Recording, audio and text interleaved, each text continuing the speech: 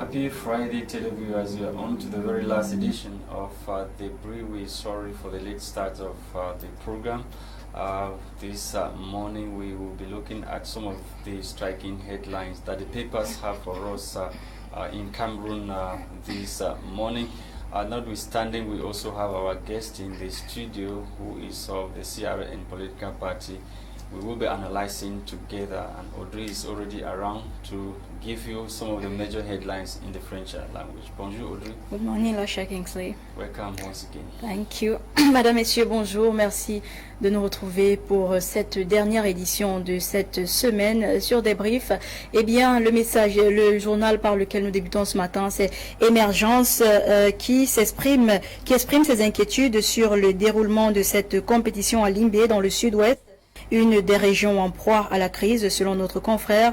Limbé est la cible de plusieurs attentats depuis peu. Le dernier en date est celui d'une voiture et même d'aujourd'hui, où l'on a appris plus tôt ce matin qu'il y a eu d'autres échanges de coups de feu. À quelques heures du début de la compétition et de conclure, Limbé ne rassure pas. L'intégralité à la page 5 de Émergence. Mutation pour sa part interroge les dispositions prises pour éviter la propagation du coronavirus pendant la compétition qui débute demain 16 janvier 2021, où tous les joueurs et supporters venus d'ici ou ailleurs sont déjà sur le territoire, surtout en ce moment où l'on sait que le virus ne cesse de se propager. Le Messager paru ce matin analyse le récent communiqué du leader du mouvement pour la renaissance du Cameroun relatif aux exactions criminelles perpétrées dans les régions du nord-ouest et du sud-ouest. Pour le journal, c'est un procès que fait l'homme politique au régime en place, incapable de mettre un terme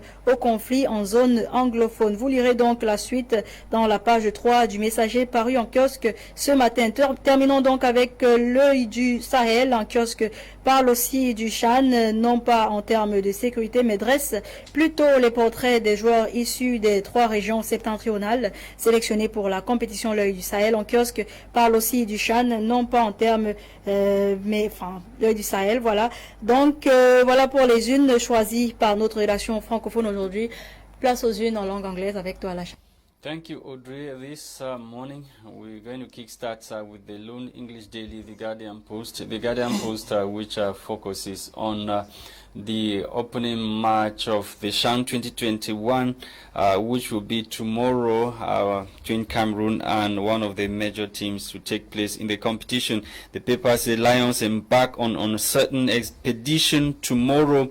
Saturday, we equally learned from other sources that the president of the World Football Governing Body, Gianni Infantino, is already in Cameroon to take part in the opening ceremony of the competition. And also in the papers, CDC workers announced on indefinite strike over unpaid salaries.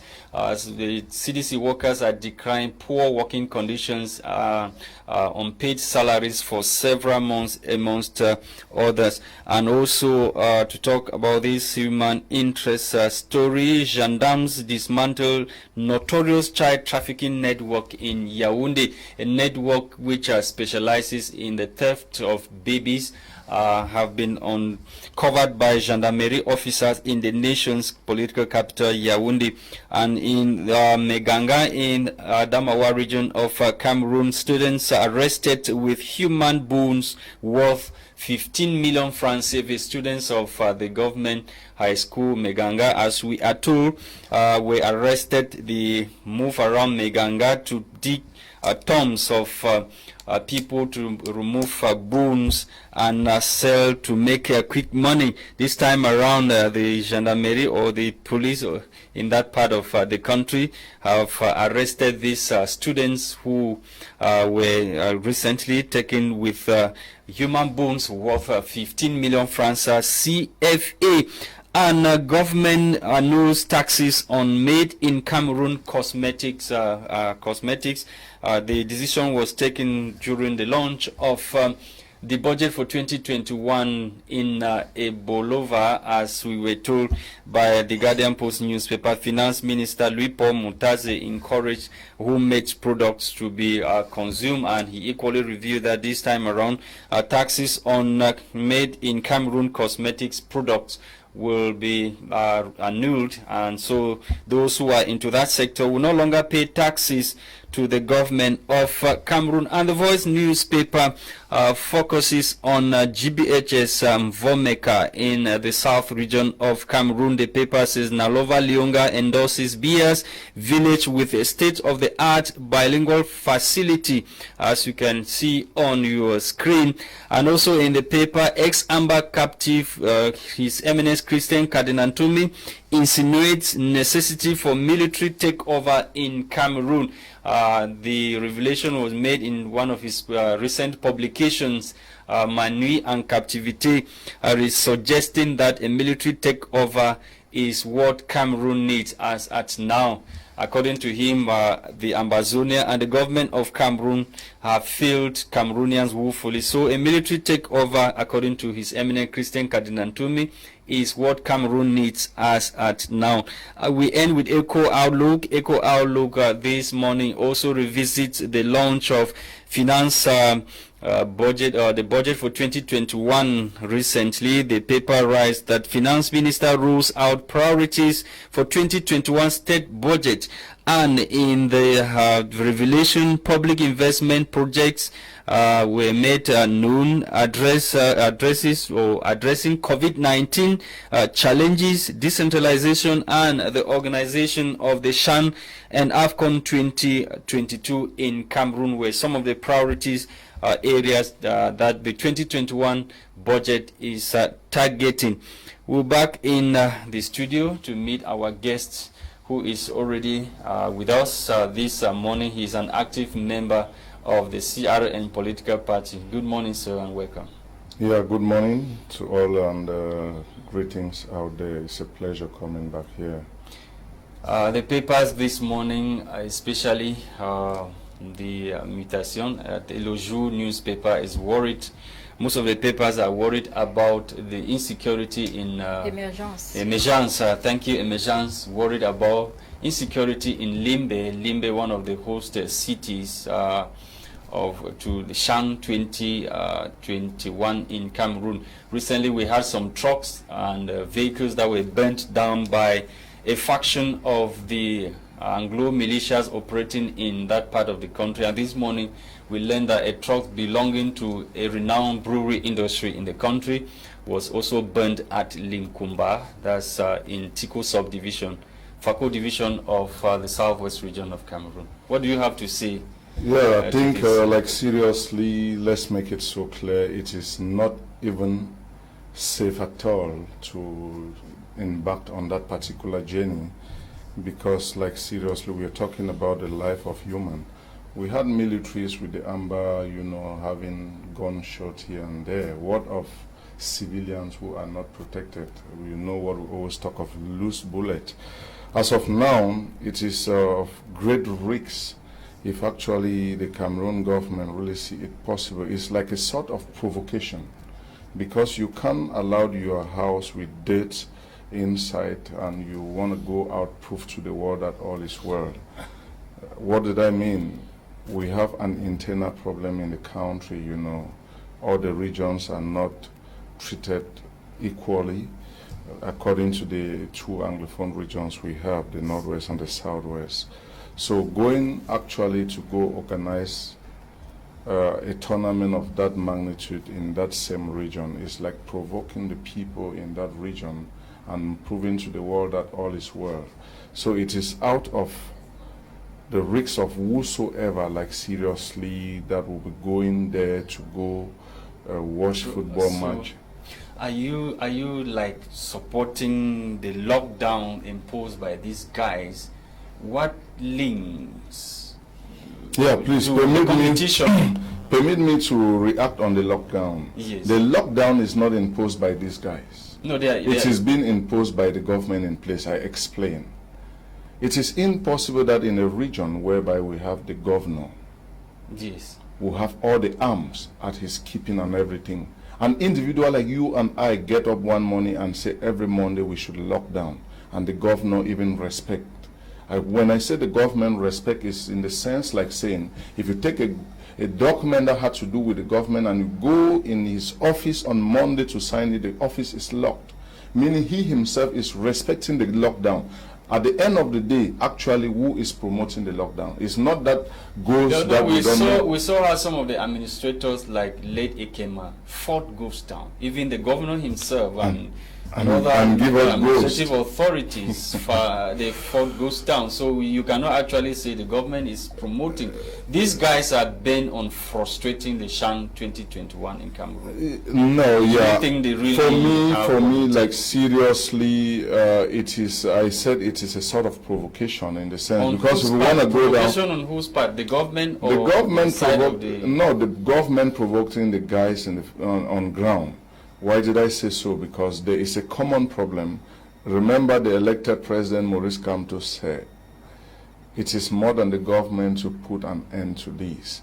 Meaning, the government have the means, the method, the materials needed, everything needed to put an end on this. But now, due to the fact that the government do not want to accept some certain realities, this problem have been there for the past 4 years, right?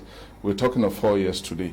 And like seriously, if you are actually from this region, you will bear with me that it is not safe even to go carry other movement, not to talk about strangers coming in, because when we talk of such tournament, we have people, you have supporters from the other countries that will be coming. Like seriously, it is not even safe to go there. Who is to ascertain? I will give you the floor, Audrey.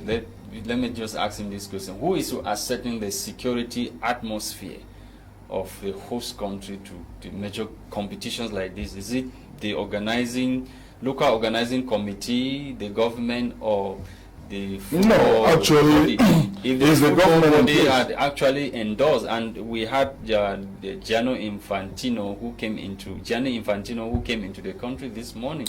For them to endorse, I think the Cameroon government have showed proof that they are well prepared and all has been put in place for the tournament to take place, meaning the security and safety of these outsiders lies in the hands of the government.